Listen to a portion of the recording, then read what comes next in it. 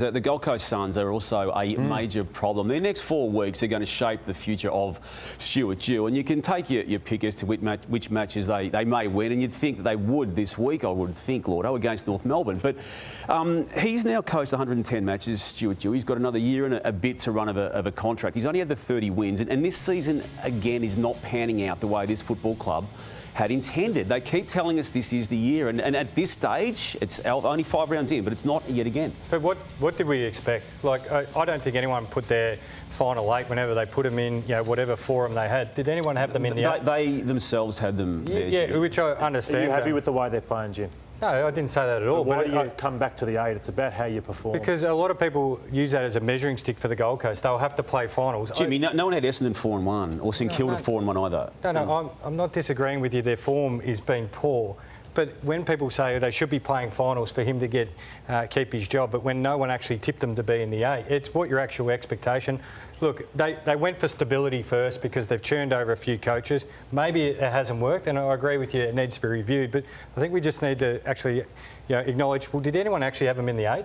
I didn't. Did you expect them to be playing better? We've still got, 5 rounds down? Just give it a couple of second coach. We've given him 13 years, Jimmy. Yeah, but we're talking about Stuart Dew this year. One of the biggest issues that poor old Stuart Dew's got nothing to do with is players being knocked off by other clubs. Now, we keep hearing about a player that you actually coached in junior football, Ben King. You had both of the Kings. Take us through this, because you've got a very interesting statistic to put up here. The 6-year itch. Explain. I wanted to talk about the Connors and D'Orazio stable. So that is their stable, and this is what's gone on at their stable. So Chris Judd served 6 years at an interstate club and left. Dangerfield did 8 years. Tom Lynch did 8. Chera did less 4, and Hopper 7. So I think it's something that Paul and Rob are big on.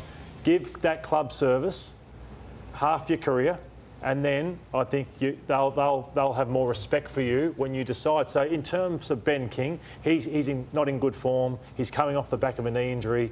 I just think the rest of this season, he's probably got 40 games left at the Suns before he has to decide. But I think it's less than that, because he'll have made that decision by the end of next year. So I just think he's the one. Do you think he should go to St Kilda with his brother, or do you think having two literally identical players is not exactly what you need? Well, I'd love him to the Suns to be good enough to stay. But I personally don't think 203 centimetre players would work inside St Kilda's forward line. So I personally would suggest he goes to another club, as I can understand why Collingwood would be going after him. Well, moving on from another player of size, Harry Himmelberg, and Jimmy, I'll get you involved. He's a beauty. He's a beauty. I'll get you involved, Jimmy. If I had a vote on this bloke, I want to put him. He can play. You are a director of the club he currently plays at. I get reminded about Sydney this. Swans, though, I can tell you tonight, have identified him as a player that they want on their list for the future. Now, Dane Rampe's coming out as a grand player in the back line. How many years he's got left, who knows, Lordo? He's injured at the moment, but they have identified Harry Himmelberg as the player they want, the Swans, in the back line. The reverse sausage?